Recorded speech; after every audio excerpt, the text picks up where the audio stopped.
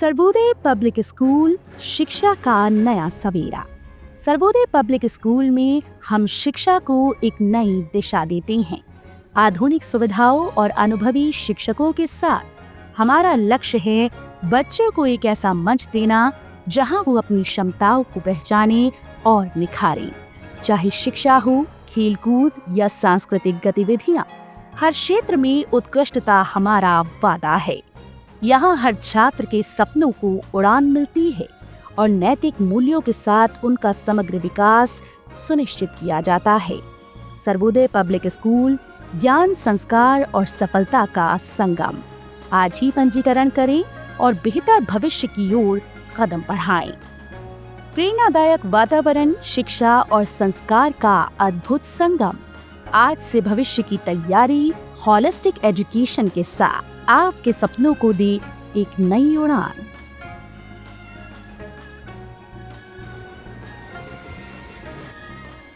Health corner विश्वास का दूसरा नाम।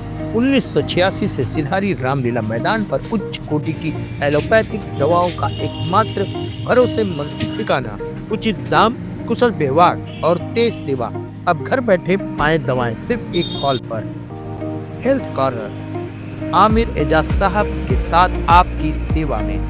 संपर्क करें 9935906912।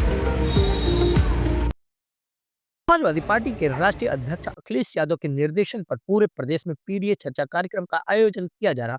इसी क्रम में आजमगढ़ के बलरामपुर में एक विशेष सभा आयोजित की गई। इस कार्यक्रम का नेतृत्व 9 बार विधायक और पूर्व कैबिनेट मंत्री दुर्गा प्रसाद यादव ने किया। उन्होंने भाजपा सरकार की नीतियों पर निशाना साधते हुए कहा कि महंगाई, बेरोजगारी और सामाजिक असमानता को दूर करने के लिए समाजवादी विचारधारा को अपनाना जरूरी है।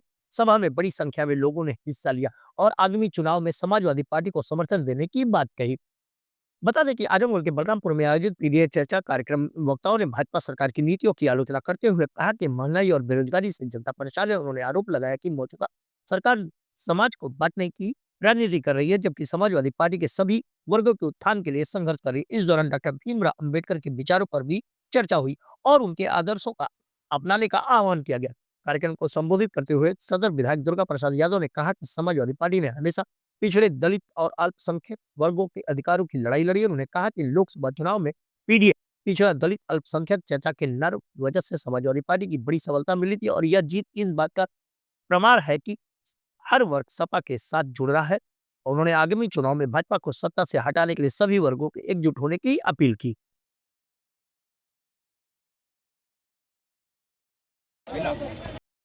पीडीए परिवार की जो चर्चा कार्यक्रम आप लोगों द्वारा विधानसभा वार और प्रदेश वार चलाया जा रहा है प्रदेश भर में, क्या कार्यक्रम है और इससे किस तरह का रुझान मिल रहा है जनता का? देखिए, पहले तो आप लोगों को धन्यवाद दें। ये पीडीए कार्यक्रम जिस तर्ज पर लोकसभा का चुनाव हुआ,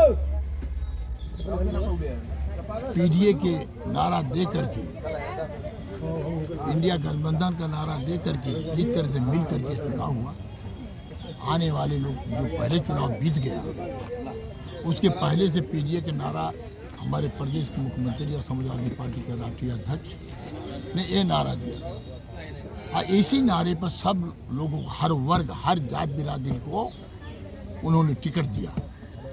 पीडीए के लोगों दे के एक अच्छा संदेश दिया और आने वाले जो लोकसभा चुनाव जब रिजल्ट आया तो ये समझ लीजिए बहुत लोगों को पता नहीं था, मगर वो सीट समाजवादी पार्टी के 37 लोकसभा में एमपी चुनाव जीत के गए। इसलिए ये रुझान है। अब हम लोग एक नहीं हो गए, सभी लोग एक जगह। तो बीजेपी सरकार से कोई लेना देना नहीं है, चाहे आप गरीब बने चाहे कुछ बने, उससे कोई मतलब नहीं है। तभी भी अपने बच्चों का पढ़ाने का काम करें।